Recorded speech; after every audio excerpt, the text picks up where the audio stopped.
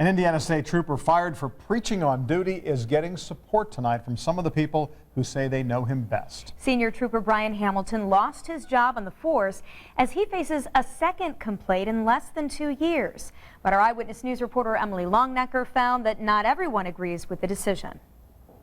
Well, John and Jenny, many people here in Connorsville say they already knew of Brian Hamilton long before his firing made it into the news this week.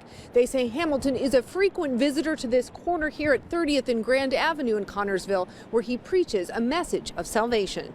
Former Indiana State Trooper Brian Hamilton wouldn't comment, though, about being fired from the Indiana State Police. Eyewitness News caught up with Hamilton at his church just before service Friday night. Instead, Hamilton invited us to Connorsville Saturday morning to hear him preach on this corner. I've never seen him force no religion on nobody. That's how Richard Hahn feels, even after he says Hamilton once pulled Hahn's son over for not wearing his seatbelt and then invited him to church. He handed my son a little pamphlet, and my son was okay with it. But others haven't been. A driver filed a lawsuit in 2014 claiming a similar situation involving Hamilton.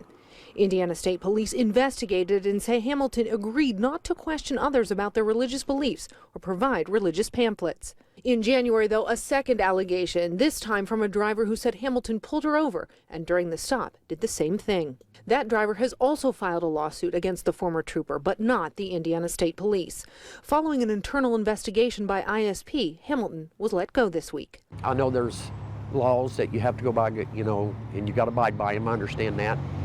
But his personal reason was he felt like God wanted him to share the gospel with people, to be a help. But if God told me to do something, then I have to follow God.